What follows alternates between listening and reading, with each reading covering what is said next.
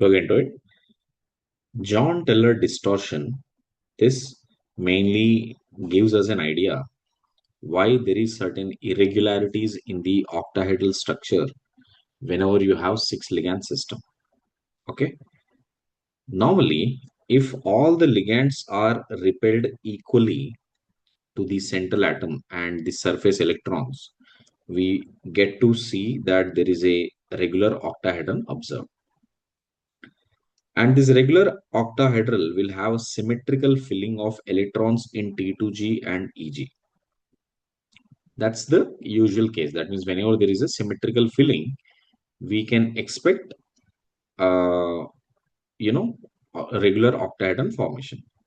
If T2G and EG are irregularly filled, possibility of distortion in the octahedral geometry is observed. Got it? And when EG is irregularly filled, then the distortion is way more significant as compared to the distortion that is caused in T2G. Got it? Now let me show you how the distortion happens one by one. Okay. See, any non-linear system in an electronically non-degenerate state, correct? If it is in a non-degenerate state, it is unstable and the molecular becomes distorted in such a way that it's lower its symmetry and energy. Got it? The idea why the distortion is happening is to minimize the repulsions and get stability. Okay. So for example, distortion is normally observed in this case, especially when T2G cases are ignored. What does that mean? For example, if you take D4, okay, in the case of D4, suppose we have this as T2G and this is EG set D4. So you see 1, 2, 3 and fourth electron here like this, correct? This is low spin. This is when you have low spin. So when you have low spin here, we will be noticing some amount of distortion happening, correct? Same way, if you have another D5 also, correct? Even when there is a D5, the distortion will happen, got it? And even when you have, you know, D7, now notice this one, 1, 2, 3, 6, then 7 here. Here also we will have distortion. D7 will also have a distortion. Then we have D9. When you have D9, D9 means all the electrons are filled here except one electron in EG. EG is not completely filled. Got it? Now, even when you have, right, sorry, here I made a mistake. It should have been high spin. D4 high spin. D4 high spin. So if you notice the D4 high spin here, that means one electron is in this case 1, 2, like this. Okay, this is high spin case. D5, when you have low spin, this is the case 1, 2, 3. So T2G will have one unpaired electron here. So it is not uniformly filled. Here you can see T2G is uniformly filled, EG is not uniformly filled. Here T2G is not uniformly filled. Here T2G is uniformly filled, EG is not uniformly filled. Okay. And when it comes to D9, EG is not uniformly filled, T2 is uniformly filled. So whenever, especially when you have EG being not uniformly filled, then you will have significant amount of distortion. Okay. So distortion in octahedral complex is defined in terms of tetragonal geometry. That means with respect to, how do we write tetragonal beta? Like this. Okay. So this is tetragonal form. This way when you write down, this is tetragonal form. Okay. Sorry, in this one. This is a tetragonal form. Got it? So when it comes to tetragonal geometry, and we check out in the point of view of one of the corners. It is as if you are standing here and trying to see how much amount of elongation is happening. Now notice, in case of D9, this is a best example, you will have two electrons in dz square, correct? Have two electrons in dz square. then the ligands along the z-axis are repelled more and stays away. Hence, the geometry appears to be tetragonally elongated. So, because ligands will have more repulsion from this end, correct? So, this will start getting elongated. Okay, will start getting elongated. And even degeneracy of T2G is disturbed to that extent that the degeneracy of T2G is lost. How will it be lost? Something like this. See, this is T2G. This is a D9 configuration. So in the case of D9 configuration, we have 6 electrons here, 7, 8, and 9. Now it gets distorted and start coming into a new set of orbitals where DXY has the least energy. See outside what this. So DXZ, DYZ, okay, and then D x square minus y square and dz square. This is how the distribution happens. Got it? This is how the distribution happens. And you will see this degeneracy loss, right, is what is making the distortion even difficult. Got it? I mean, even more distortion is observed because there is a splitting of this energy. So orbitals does not maintain any degeneracy. So one orbital might have more energy or less energy and so on. Clear? So I hope you guys got some idea about how the distortion is happening and why it is happening. Got it? Right.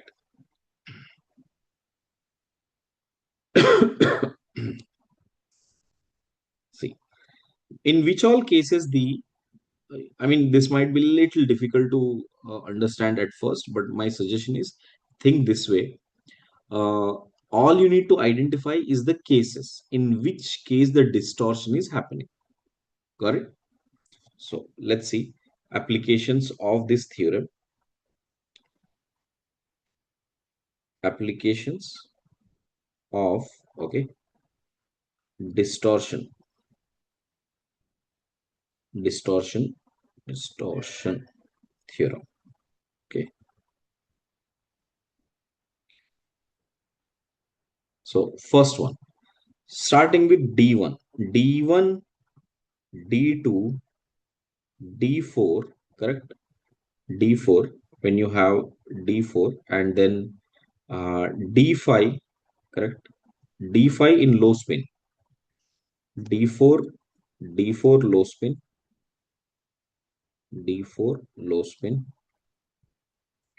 D5 low spin, D5 in low spin cases, correct?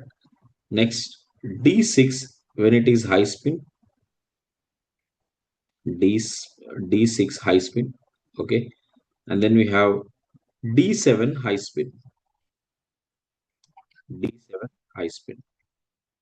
These are the cases where, T2G is asymmetrically filled. T2G is asymmetrically filled. Okay. Let me show you one by one. Let's say D1. If it is about D1. In the case of T2G and EG, if you compare, only one electron here. This is T2G. This is EG. So it's clear that T2G has only one electron, so there is no uniformity. See, uniformity will come whenever you have half filled or completely filled electrons. So that's not the case here so far. Correct. So this is the first one is definitely there is a distortion. Now notice the second one. Second one is D2. D2 also has two electrons, so there is a distortion.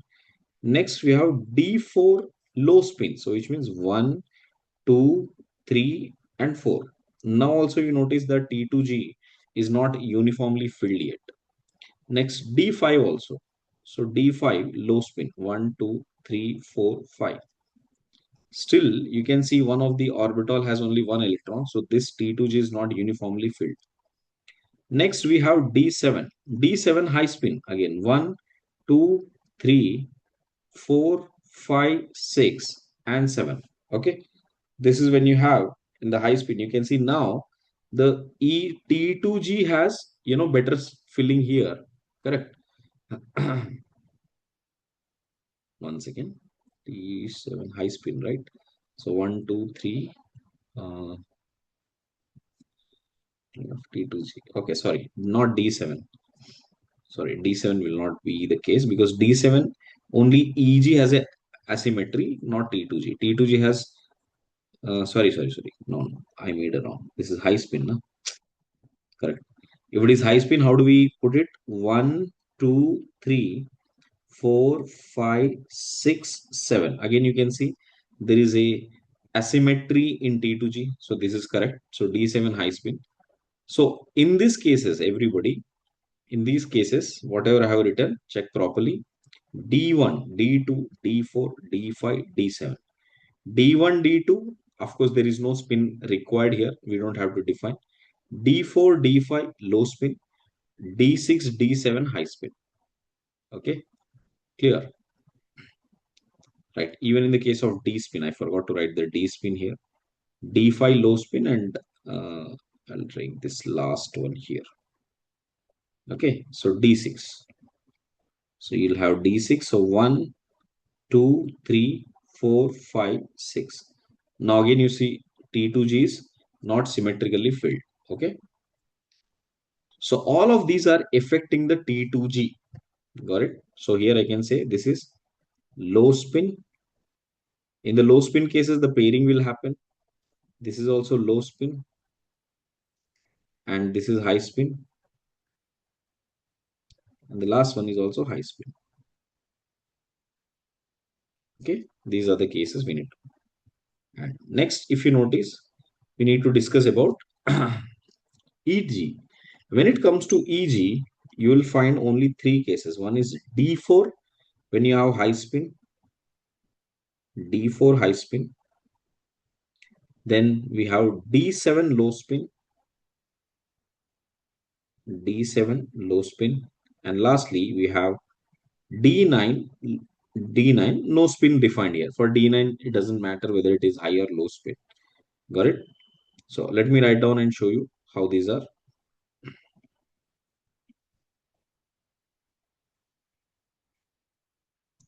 So when it comes to D4, check out D4 now. D4. So 1, 2, 3, 4. Now notice again, EG has an unsymmetry. Next one is D7. So when it comes to D7 with low spin, so 1, 2, 3, 4, 5, 6, and 1 here. So again you can see EG has an unsymmetry. D9. So when it comes to D9, this 8 and 1. So again there is an asymmetry in the case of EG. So here these are all T2G cases, here these are all EG cases.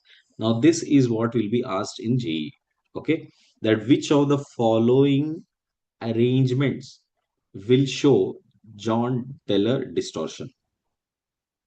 Okay, everybody clear?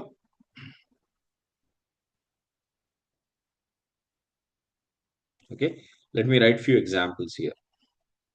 You can analyze the examples later, but I'll just give you the examples. Few examples where the distortion takes place. Correct? So that includes chromium, H2O6. Outside we have F2, or this is simply written as CrF2 aqueous. It is one and the same. Here we have a distortion. And Mn H2O6 F3, correct? Or it is written as MnF3 aqueous. If you find this, here you will have a John Taylor distortion.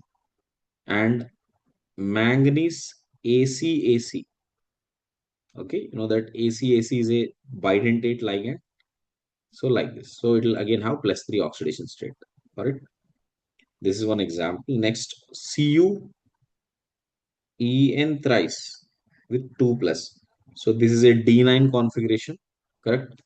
So it is unstable, correct, despite having despite having, you know, high extent of chelation. High extent of chelation. Why it is being unstable? Because it is getting stretched. Okay. So bonds are stretched along z axis. Bonds are stretched along z axis due to John Taylor distortion. John Taylor distortion. Clear? This is what you need to understand how the John Taylor distortion works. Correct? Now, what is the question that is usually asked is like this. Okay. When it comes to comparison of cis and trans, correct? If you compare the uh, cis isomer, cis isomer of copper, correct, where En twice and NH3 twice, overall we have 2 plus. This is highly unstable, is highly unstable, correct, than the trans isomer, then trans isomer, correct. Due to, why is that happening? Due to orbital, due to loss of orbital overlapping. Okay, as John Taylor distortion works. Got it? So trans is highly stable in this case. Correct. What does that mean? See, check out here. Suppose if you have copper and I have En and En like this. This is how the En and En connects from the cis end, trans end. So this is ammonia and ammonia. So since ammonia is a monodentate, even if it is stretched there, it will not make a lot of difference. But when it is in a cis form, correct? So when it is in a cis form here, that is when the problems will start. So we have N and N. Now this is connected, N and N. This is connected like this. And we have NH3 and NH3. Now notice this end it will start stretching. This end it will starts to stretch, and that causes the instability. Correct? Right. Of course, there is a distortion appeared in tetrahedral and square planar complexes also, but they are not as extreme as that of John Taylor distortion, everybody. Okay. So you should be more emphasized on, how the John Taylor distortion works here. I mean, for octahedral complexes. So you should be more focused on octahedral complexes. Clear, everyone?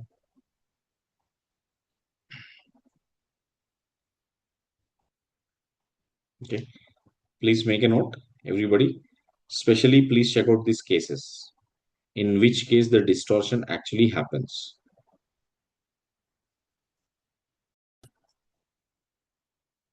Please check. The last part of this topic is mainly to do with the stability. Okay. There is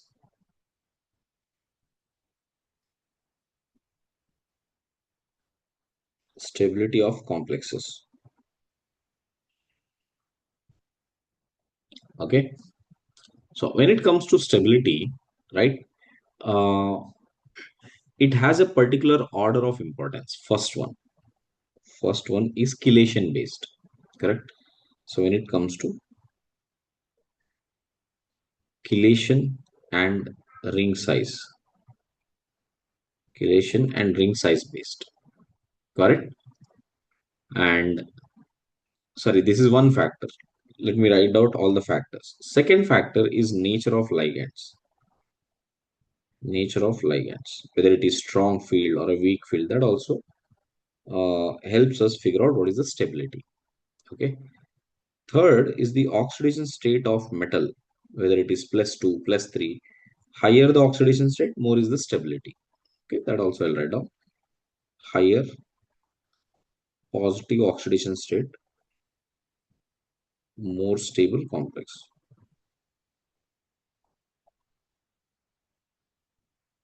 Next, steric factors. In case if there are any steric factors which are affecting to change the stability scores. Next, distortion in geometry, which is about John Taylor distortion.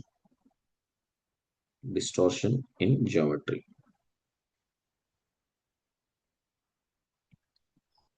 Got it? Check out this example. First one, FeCN6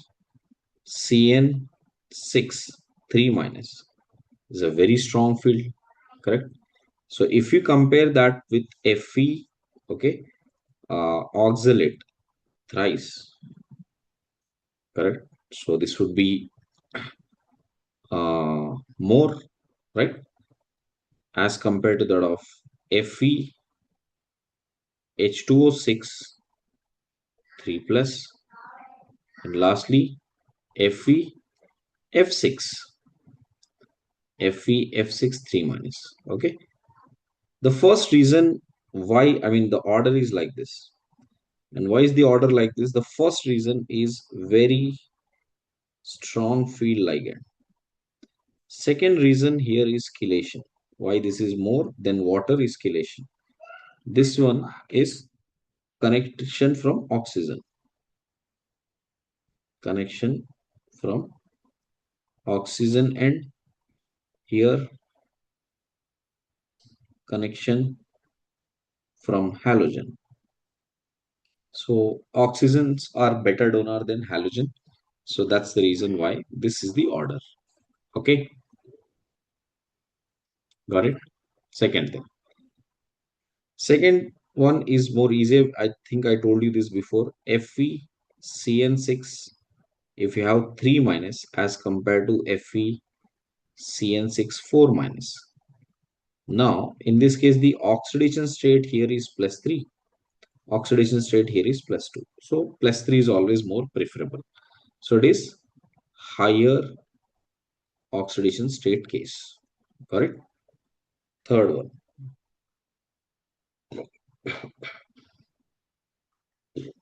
Sorry. Third one. Cobalt. Cobalt NO26. Cobalt NO26 4 minus versus cobalt NO26 3 minus. Okay. So if we compare that, cobalt with plus 3 oxidation state is more stable compared to cobalt with plus 2 oxidation state. Okay. Yeah. So if you have any other ligand generally, I mean, one second. One second.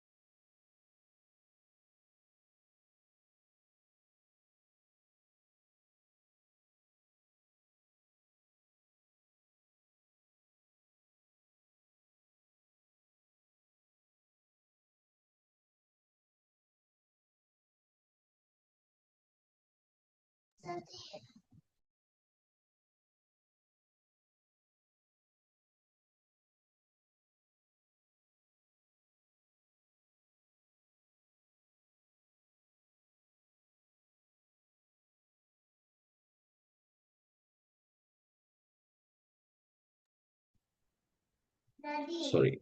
Let me check this out. So suppose let we have CH2, CH2, okay, NH2 and NH2. Just a minute. Right. Sorry, please check.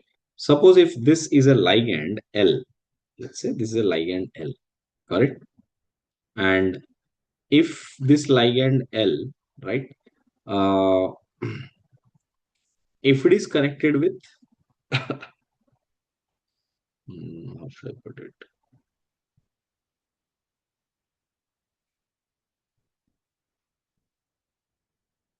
Yeah, let us put this as L1. Yeah, I think this way it will be better to explain. Suppose if you have N, instead of this hydrogen, I put methyl here, Me twice and Me twice. Let this be L2. So in that case, if you have something like chromium, L1 thrice, 3 plus, and chromium, and go ask Anu. Top. Okay, thrice, and then 3 plus. If you compare these two, notice that this ligand has much more crowding on it, even though it has a chelation, correct? So that will reduce its stability, or that will decrease its stability. So this is how the stability factor would be. Okay. So less absurd case, but please remember that in case if it is extremely crowded also, that will be the case. Okay. Fifth case, we just learned that due to John-Teller distortion, right? CuEn twice H2O twice, this one with 2 plus, in a cis form will be extremely unstable compared to CuEn twice H2O twice in a trans form. Reason, John-Teller distortion. Okay, this is due to John-Teller distortion. Here, and similarly, another example of that is CuEn thrice 2 plus. If you compare as compared to iron En thrice 2 plus. If I compare these two now, this will also be fairly stable again due to John-Teller distortion. Okay, John-Teller distortion. Correct? Yeah. Nice. Clear, everybody? So this is how we need to check out the cases. All these cases have been asked in exams once, either in mains or advance, it has been asked. I forgot my diaper. I'll get it. I'll get it. Right. So next, coming back to this case now, last one, check it out.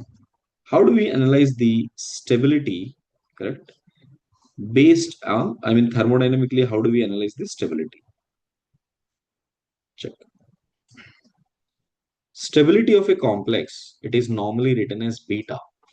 Now, a metal, when you react with n moles of ligand L, it will become MLN, right? Kf will be equal to product concentration by reactant concentration power L power N. Okay. Now, what happens in complexes, everybody, is that complexes often go step by step. You know, that is metal reacting with ligand, first it will become Ml. The equilibrium constant is K1. Ml plus L, that will become Ml2, equilibrium constant is K2, then it is K3, and so on. And finally, if you write the overall reaction, that will be M plus NL will give you MLN, and beta, which is the summation, that we got the overall equation because of the summation of all these equilibrium reactions, that gives you the final equilibrium constant beta as K1, K2, and so on up to Kn. Correct? Now notice one thing, that the beta value is higher, more is the stability of the complex. Okay, clear, everybody? So beta value is higher, means more is the stability here. Okay. Best example I can quote here is, for example, if you notice CuCN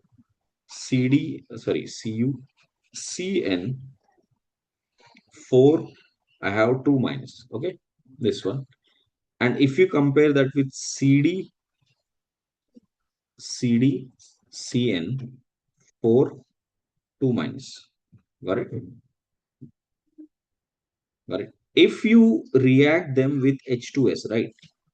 Let's say if I react this with H2S, you will not see anything changing from here, but this cadmium will start reacting with H2S and convert into CDS, a yellow color PPT. If you may recall, I told you about this already in the form of perfect and imperfect complexes. And I told you there, because the Ksp value as well as the uh, Kf value of this is way higher than Kf value of this one. So let me put down that this is 1, sorry, this is 1 and 2. So I can say that the beta value of 1 is greater than beta value of 2. That's the reason why cadmium is easily giving away precipitate, but copper is not giving a black color PPT. Okay. So I guess this part is clear, everybody. Okay.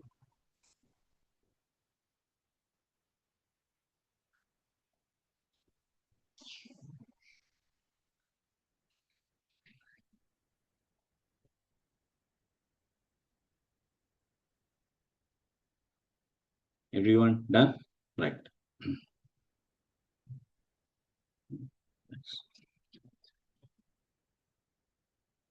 So when it comes to the, I mean, let's see the last thing now.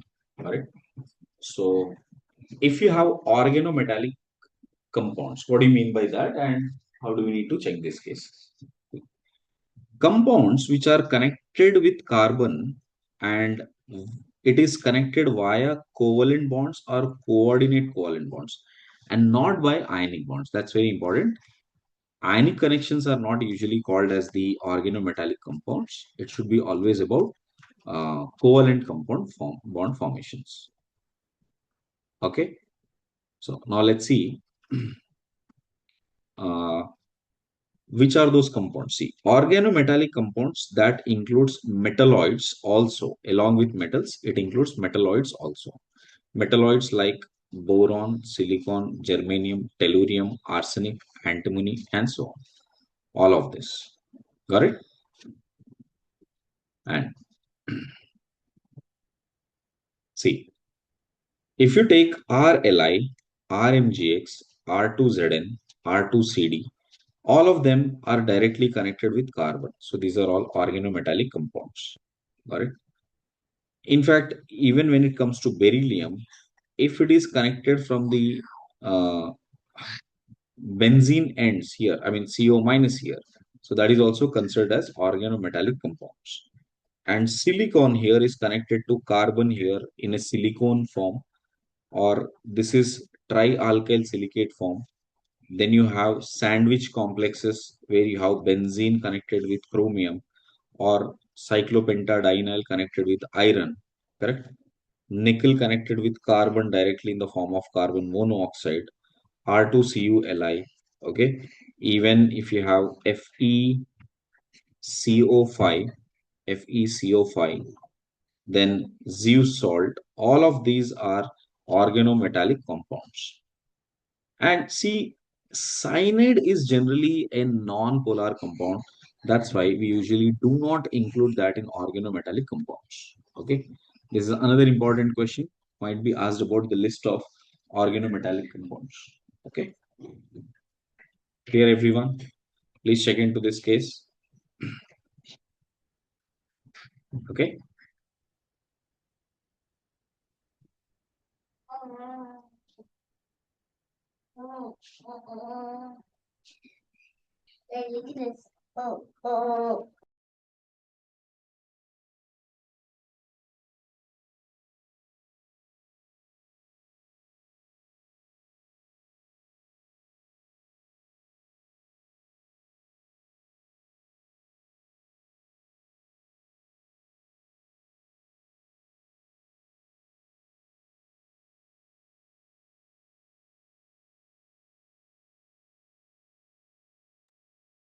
So check it out.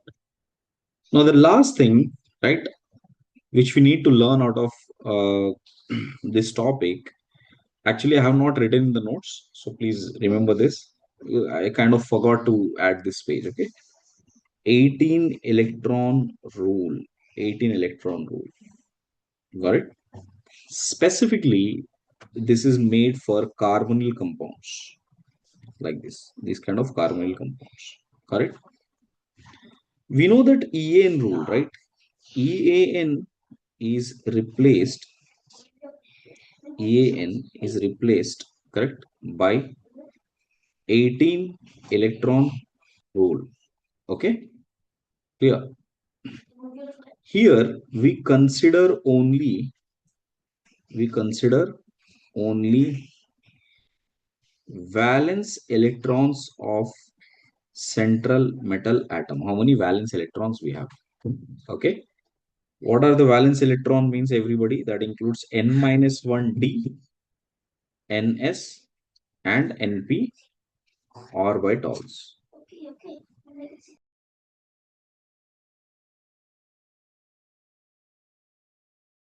Right.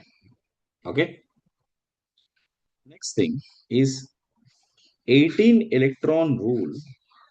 18 electron rule is frequently used in metal carbonyls only. Metal carbonyls. Correct? Let me show you with example. For example, if you have chromium COX and iron COX and nickel COX, we don't know what is the value of X. How do we calculate this? Okay, simple. We know that how many valence electrons are there in chromium? Chromium has 6 valence electrons, and every carbon monoxide will give you 2 electrons in the form of coordinate bonds into X. This must fulfill 18 electrons. Iron has 8 valence electrons plus 2x is equal to 18. Nickel has 10 valence electrons plus 2x is equal to 18. So here you can see 2x is equal to 12. So x is equal to 6. Here 2x is equal to 10. X is equal to 5. 2x is equal to 8. X is equal to 4. Hence, the complex of chromium is CrCO6, Fe, FeCO5, and nickel COX, sorry, CO4. Okay, this is how you calculate it. Very simple. Okay, clear. Now, I told you this earlier when we discussed about EN rule, that to achieve 18 electron system, metal carbonyls can either lose electrons or gain electrons. It may either lose electrons or it may either gain electrons. For example, if you notice manganese, MnCO6, correct? If you calculate the number of electrons here, valence electrons are 7 plus 2 into 6. It is 19. So which means to attain the 18 electron system, manganese would be always ready to lose one electron and get into now 18 electron system. Likewise, next, same thing you can do it in the case of, you can see it in the case of vanadium. So if you notice VCO6, the number of electrons, total electrons are 17. So it will be ready to take one electron so that it can convert into VO6 minus. So now it has 18 electrons. Here also it has 18 electrons. Correct? These two has got now 18 electrons. Correct? Hence, we can call this as, strong reducing agent. Now this would be strong oxidizing agent. Got it? Here, oftentimes, what these metals do, I'll put it later. Oftentimes, what will happen here is that these uh, compounds which are not able to fulfill their octet, right, fulfill their 18 electron role, they might even dimerize. For example, when it comes to MnCO5, dimerizes dimerizes to Mn2CO10. It will dimerizes to Mn2CO10. Now notice what is the number of valence electrons in total here. We earlier checked it out. If it is MnOCO5, it is going to be 7 plus 2 times of 5, that makes it 17. Okay. But in here, now it becomes 18 electrons. Now it becomes 18 electrons. And you know how does the structure look like? It is like manganese. You have another structure with manganese here. And then rest all of the 5 carbon monoxides are actually making bonds like this.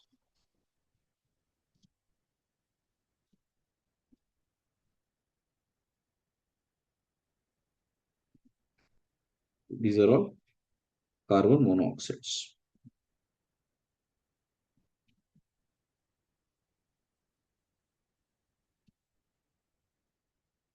Okay. What is the structure it is adapting? Notice carefully. This is like square plane and one above and one below. So how does it look like? It looks like an octahedron. Correct? It looks like an octahedron. Correct? If it is an octahedron, what is the hybridization? Manganese is gaining. It is becoming sp3d2. Sorry, d2 sp3 here. So it will become d2 sp3. Now in such case, just by checking out the structure, everybody, how do we know that it is completing the 18 electrons form? So how do we need to check here? So for every one manganese, notice one thing. Manganese, it is having total 7 valence electrons, correct? And now 1, 2, 3, 4, 5. There are 5 connections from carbonyls, right? And 5 carbonyls here, correct? Plus there is one pair of electrons here, out of which one is coming from this manganese, the other one is coming from this manganese. So add 1 to it. So how much you are getting? 18. So now I hope you understood how it got an 80 electron system. Okay. Same way, if it comes to cobalt also, in the case of cobalt, it will become COCO4 here, dimerizes to CO2 CO8. This is a dimerized form. Correct? Dicobalt. What is the name here? Dicobalt. Dicobalt. Octa. Okay. It is going to be octacarbonyl. Dicobalt octacarbonyl. Okay. Check it out. Cobalt connected with another cobalt. This has a very interesting structure here. So it will have 3 connections this way. Okay. And 3 connections from this end with carbon monoxides. Got it? And one connection is a bridged form. One connection is a bridged form. Just a second.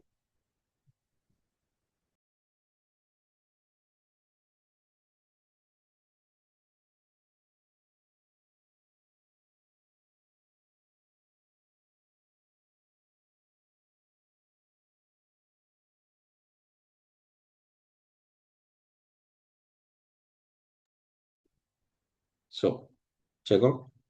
In this case, we have another C double bond O connected this way, and rest of the carbon monoxides are connected as usual this way. Okay, this is how it is connected. Now, when it comes to bridged form, how do we count? Please check out carefully. Okay, this is the question which often students make mistakes.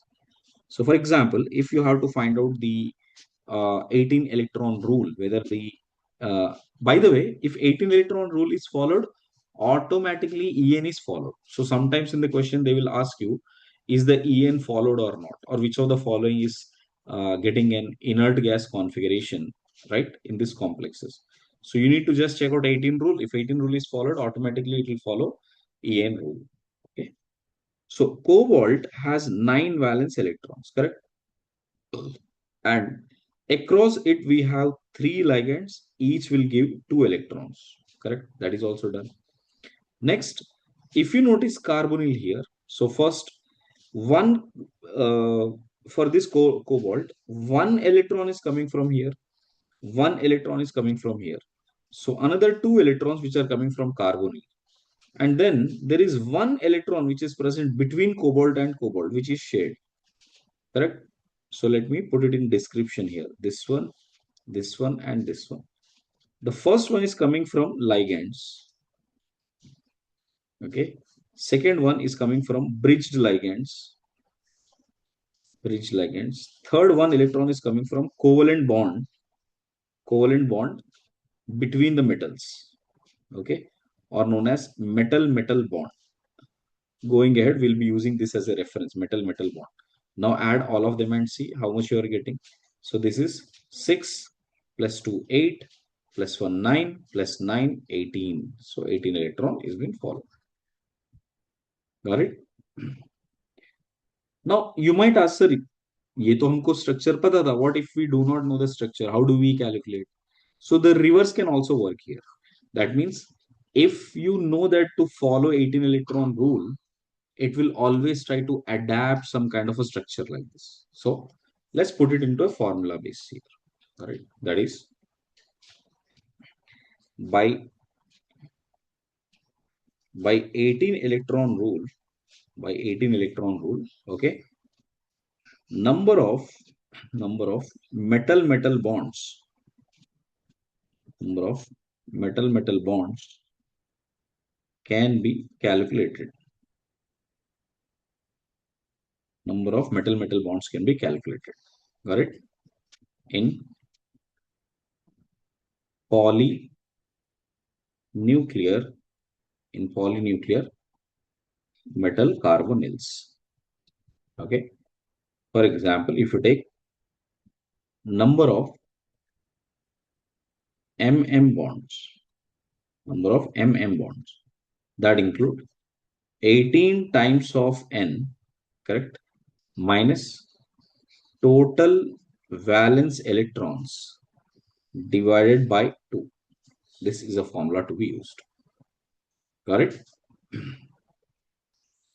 Right? Total valence electrons means metals, what do you say? How many number of electrons that are coming from the ligand? Let me show you with an example. Check this example. Suppose if you have Fe2, okay, CO9. This is one of the famous complexes. Now, if you want to figure out number of metal and metal bonds in this case, so what I will do? I will do 18 times of, correct, uh, n. N is what? N is the number of metals. How many metals we have? So there are two metals we have. Okay, let me write on that. N is the number of metal atoms. Got it? VE, valence electrons, is the number of ligand electrons. How many number of ligand electrons we have? So 18 into 2 minus total valence electrons. How many we have? We have, you can see, 18 into 2 minus 2 times of, correct? Yeah, total valence electrons of ligands plus, sorry, I forgot that, plus metal also. Ligand plus metal. So how many metals we have? Two metal atoms. And each metal atom has how many electrons in it? 8 electrons. Iron has 8 valence electrons. Plus 2 times of 9 ligand connections. And this total divided by 2. Okay. So how much we are getting here? So 18 into 2. And here also 18 into 2. Correct. And 8 into 2. So if I remove that, I'm getting it as 9. Overall, I'm getting it as how much? 36, 10, 18. Yeah, 118 got cancelled here. So 18 minus 10. So 8. Okay. 2 I'm getting. So 2 by 2, I'm getting this as 1. Correct? So therefore, how many iron bonds must be present? one iron-iron bond has to be present in this case. Got it? Okay. Now, how does that iron bond will be? So, you notice that we have Fe and Fe. You'll have one iron bond here, correct?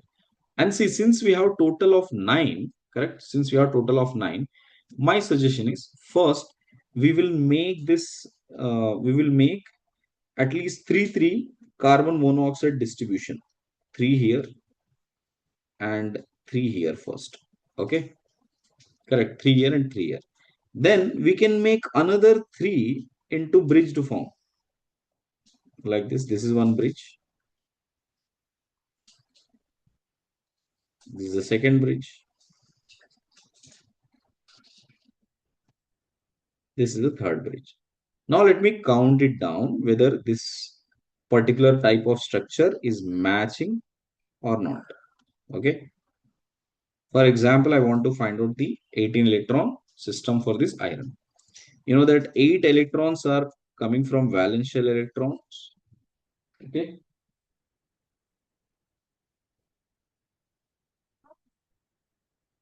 One second.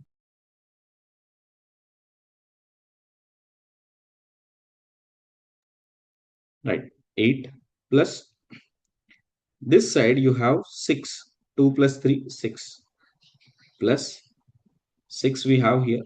And now notice how many other connections we have. So this is total 14. Now one comes from this bridge, one come from this bridge, one come from this bridge. So 3 will again come from the bridge and one come from covalent bonds. So please check. So we are getting it as 18 only. So perfectly matched. So this is a correct structure. Clear? So very important. You should know how many bridged carbonyls we have, how many simple ligand connections we have. Correct? So this kind of information you can get. Another example, let me take one more example here. Suppose if you have Fe3CO12, okay, CO12, then I need to find out number of metal metal bonds present in it. So use the same formula, 18 times of N minus, total valence electrons, total valence electrons divided by 2. Got it?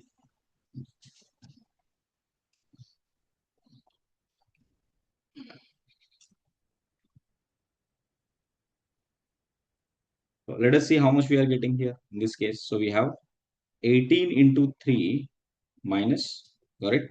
We have 16 into 8 plus 24, that totals by, sorry, 16 plus 8 divided by 2. So how much we are getting? 3. So that means we have Fe, 3 bonds like that.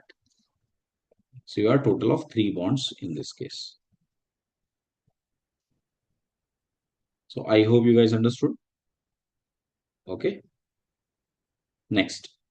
See, in the case of in the case of carbonyl bonds here, what is the factors that we need to take care is that uh,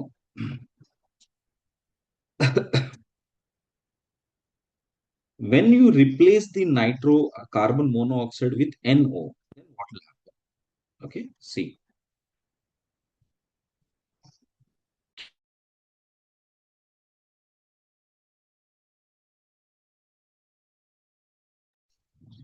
check. When it comes to NO groups here, so NO, which is nitric oxide, nitric oxide behaves as 3 electron donor. That will behave as 3 electron donor. It will behave as 3 electron donor. Got it? What do you mean by that? First, first it donates. Don't do that. First, it donates the unpaired electron. Sorry. First, it donates the unpaired electron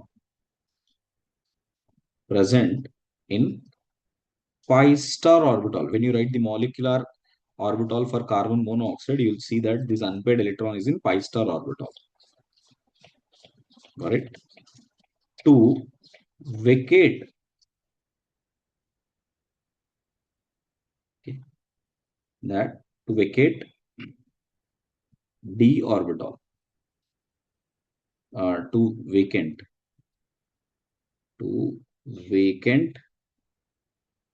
d orbital of metal, to vacant d orbital of metal. And in this process, what will happen? Because metal has got one extra electron, metal get reduced. Metal gets reduced during the process. Metal get reduced during the process. And NO is oxidized. Metal got reduced, NO got oxidized. Right? So something like this. Mx plus NO, X is the oxidation state.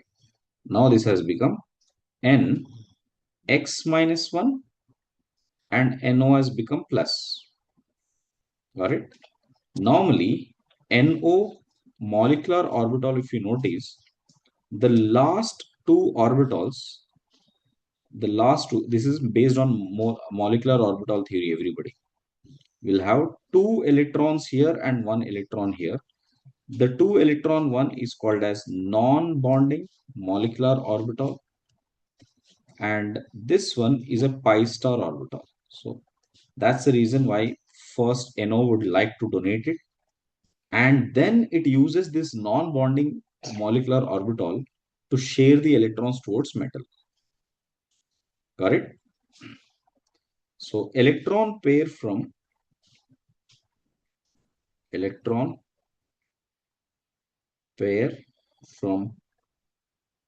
non-bonding molecular orbital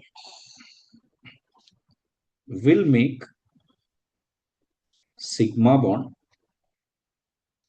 with metal. Okay, that makes the sigma bond with metal.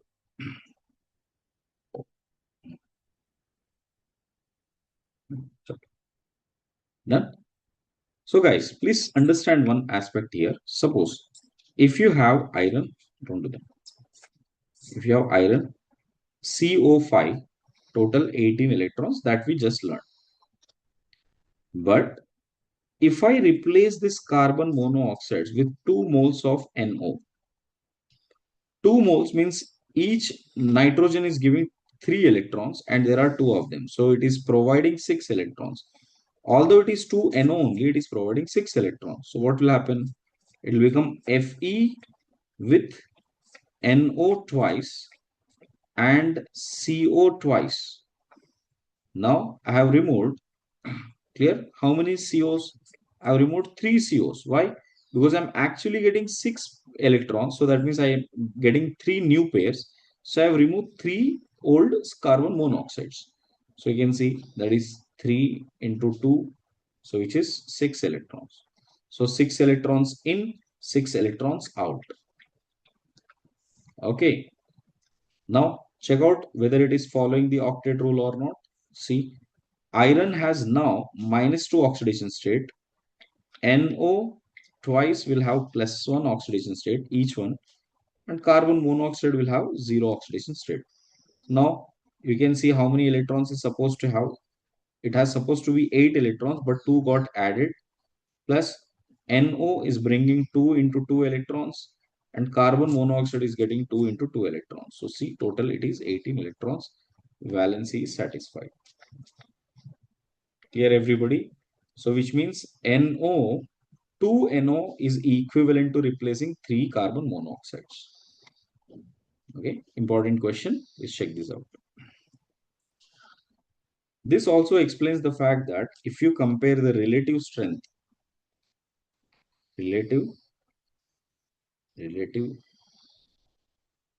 strengths of ligands based on spectrochemical series, you would notice NO plus would have very high strength compared to that of carbon monoxide compared to that of Cn minus. This would have strongest synergic bond, right? This will have weaker synergic bond. All will have synergic bond, but NO plus will have relatively stronger. So far we have been learning everybody as cyanide is a very strong field again. Of course it is stronger, it is quite strong, but stronger than that we have carbon monoxide. Stronger than that we have nitroselium ion. All right, nitroselium ion is also very strong field ligand. So I suppose this part is clear, everybody.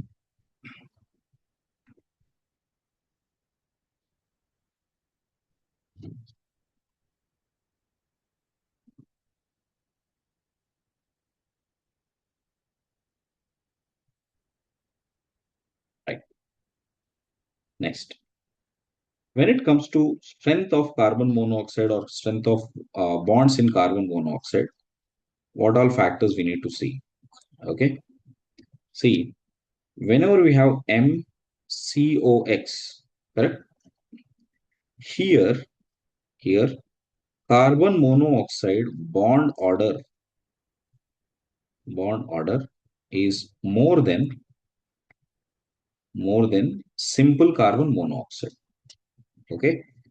Remember, generally, see, I'm not writing the entire molecular orbital for carbon monoxide, which is not required, but this much you need to know. Carbon monoxide plus charge will have more bond order than MCOX, which has more bond order than simple CO. Okay, here bond order is greater than 3.5. I mean, it is equal to 3.5. It is greater than 3.5. Sorry, this is greater than 3.5, greater than 3, but less than 3.5. But here it is equal to 3. So bond order of carbon monoxide is 3. In case of CO plus, it is 3.5. In case if it is metal carbonates, it is somewhere in between. Okay, correct. In which case we'll see CO plus, everybody. Check out. Bond order, if you compare, carbon monoxide has triple bond with minus and plus. But in the case of BH3, BH3 has an empty orbital. To this empty orbital, carbon monoxide with its lone pair will donate the electrons this way. This way it will donate. So due to this donation, now it appears as if carbon monoxide has complete plus charge. So that means the bond order turns out to be 3.5. So here the bond order is approximately 3.5. Here the bond order is around 3. Okay. So I hope all of you understood that. In which case, what will be the bond order? Okay.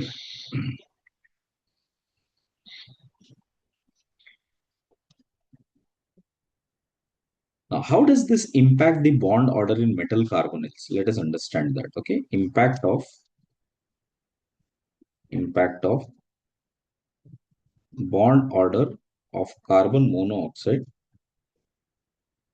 in metal carbonyl bonds. Metal carbonyl bonds. Okay. First, when it comes to electron density, if the electron density on metal increases, correct? What will it do? It will increase, metal will increase, metal will increase, metal will increase donating tendency, metal will increase donating tendency, which is back bonding, increase back bonding here to carbonyl, back bonding to carbonyl ligand or carbon monoxide ligand, correct, to its pi star orbital, to its pi star orbital. For example, if you take metal and suppose if this is the d orbital present in the metal and it has more electron density, that means it has more number of electrons in d. And we know that a regular sigma bond into an empty d orbital is already formed, and these electrons are coming from carbon monoxide like this. Now this carbon monoxide will have empty pi star orbital. So this is that empty pi star orbital. This is pi star orbital. And what would happen here is electrons from here will start migrating towards this pi star orbital. So here, if the number of electrons are more, this bond strength increases. Bond strength increases as number of electrons on metal increases. Got it? This is how the synergic bonding works. I'm sure you guys can recall that. Okay? Right. So now, notice one thing here.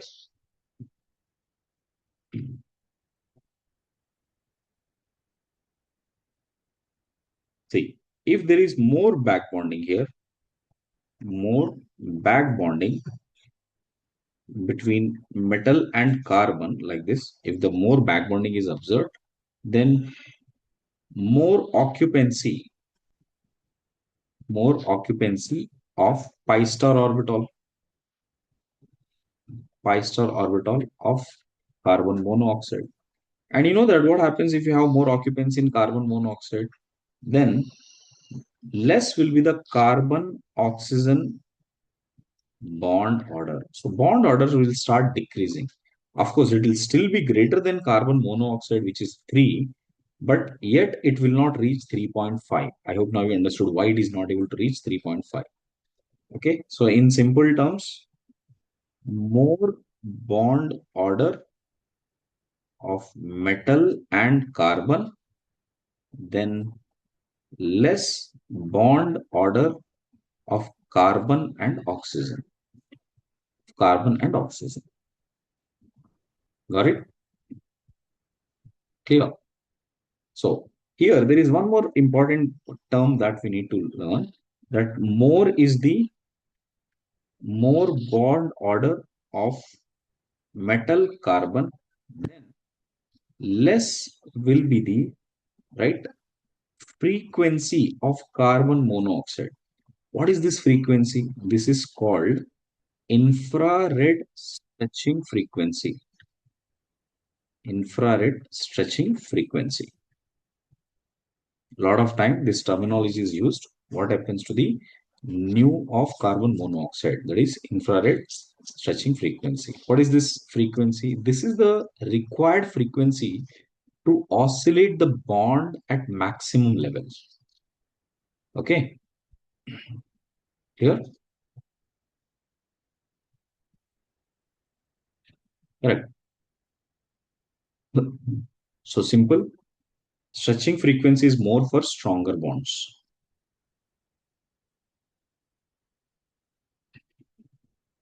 Stretching frequency is more for stronger CO bond. So if the bond is stronger in CO, it will have more stretching frequency. Got it? So can I say something here? If metal carries negative charge, okay, negative charge metal, and if it is neutral, zero charge, and if metal carries positive charge, correct, then the negative charge will make a stronger metal carbon bond, this bond will be strong. If this bond is strong, then CO bond is weak. If CO bond is weak, then mu CO is low. Correct? This is what will happen.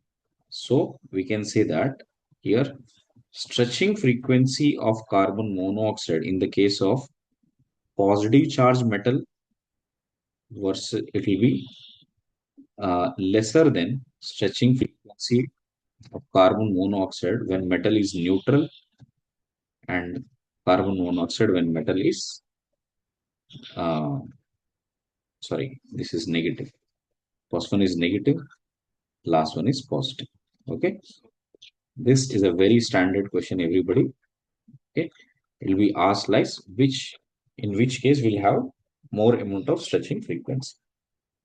Okay, please go through it once quickly. Okay, I'll come back and discuss a lot of questions on this. Just give me a second.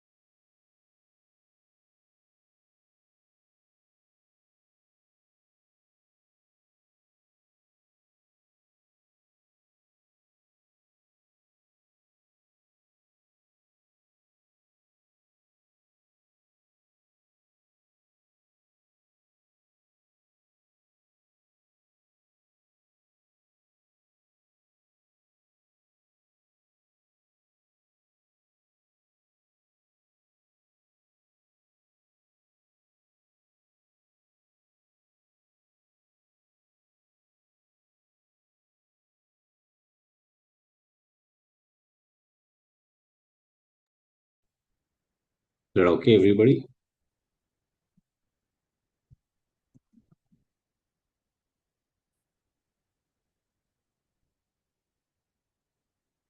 Oh, sorry.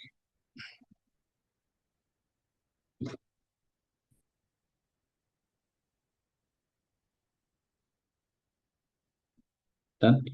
See this. See this example. First example. Hmm. Find the correct order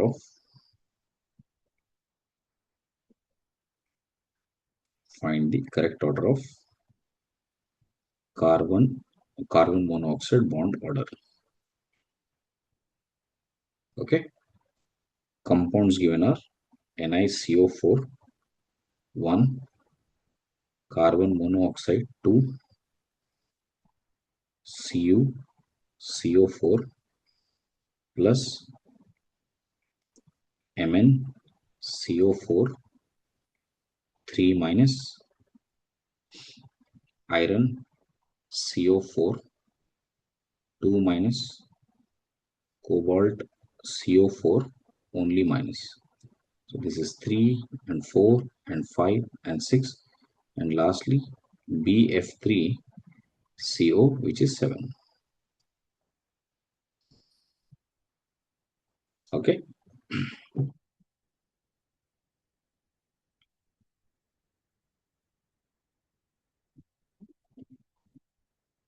If we compare all of this, everybody, so what do we get? Let's see. Now, in which case metal and carbon will have strong bond in this case, because metal has negative charge. Because metal and carbon has a strong bond, carbon monoxide will be weak. Hence, we can say bond order, the least bond order for carbon monoxide will be 4. And then comes 5, then comes 6. And then comes neutral. Neutral is nickel, nickel CO4. Correct? And up to this, uh, when it comes to bond order, this is how much we can say. Okay. And Bond order will start increasing the minute metal will start having more positive charge on it, which is what happens in the case of 3. That's why it will slightly start overpowering carbon monoxide. Now it will start overpowering carbon monoxide. And in fact, the least will be, I mean, because in case of BF3 and CO, almost boron has completely taken its electrons. Carbon monoxide completely appears like a positive charge. Hence, it will have highest bond order. Simple, guys. If you remove the electrons from LUMO orbital, it is easier. I mean, you'll make your bond order higher value. Okay, bond order increases. And whenever you remove the electrons from carbon monoxide, basically you are removing electrons from LUMO orbital, which is pi star orbital. Okay. Now, what about the stretching frequency here? So when it comes to mu of stretching frequency here, which will be more, CO bond should be strongest, which is this one. So exactly the opposite. So 7, 3, 2, 1, 6, 5, 4. So this will be the order for stretching frequency. Infrared stretching frequency. Keep that in mind. Okay. Second question. We need to find, okay, find bond order, the correct bond order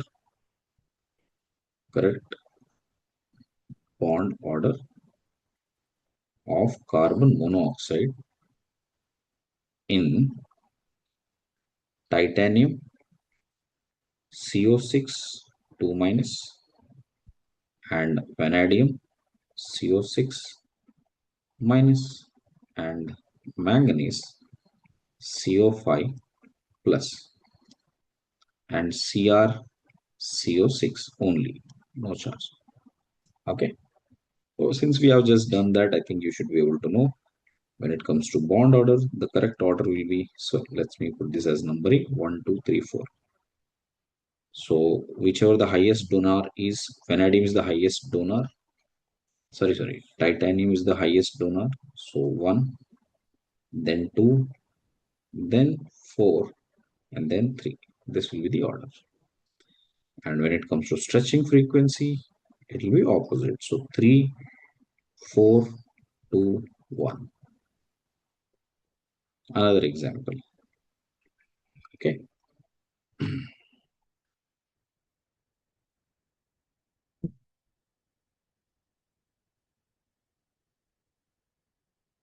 See, in case of, first let me write it as a note, then I can give this example. Okay. In case of, okay, uh, weak, weak pi acceptor ligands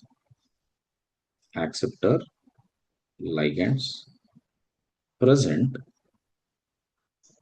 then it increases back donation. It increases back donation from metal to carbon. Metal to carbon. All right. Just keep this in mind. What does that mean? Let me show. For example, if it comes to pi acceptor nature, that means who can accept the pi electron very strongly. First, definitely NO plus, that makes it the strongest nucleophile, strongest ligand. Then carbon monoxide. Okay, then comes PF3 because fluorine is very strongly withdrawing. Then PCl3. Then POR thrice. Okay. Then PR3. That's this way. Got it? So this is how it is. So which means instead of carbon monoxide, if at all we replace that with PF3, I mean one of the carbon monoxide is replaced and you put it as PF3, then what happens? This time the metal will make a stronger bonding with metal carbon, I mean between the metal and carbon, because PF3 is not a very strongly attracting group. So check out. Now I'll give you the example. You can relate it. Okay. Find correct order of correct order of bond order of carbon monoxide. Okay. So which are the cases? We have molybdenum, carbon monoxide thrice, PF3 thrice. First one. This is A. Okay. Next, molybdenum, carbon monoxide thrice, and PCl3 thrice. Let this be B. Molybdenum, carbon monoxide thrice, and POCH3 thrice. Let this be C. Okay. And molybdenum, carbon monoxide thrice, and PR3 thrice. Let this be D. Okay. So now if you compare the of CO, bond order of CO, carbon monoxide, you know that this C is very strongly donating group because OCH3 you can see, PR3. PR3 strongly donating group here. Because this is a strongly donating group here, this will have a very weak interaction between metal and phosphorus. So that will be impacting on the carbon monoxide. So now the carbon monoxide will take up major part of the metal density. So if that will increase, what will happen to the bond order? Decreases. So D will have least bond order, then C, then B, then A. So this is the order you need to know. Please check.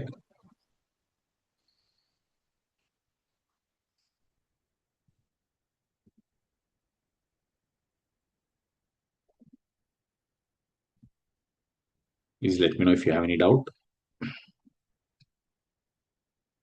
Everyone, I hope you all guys understood these cases.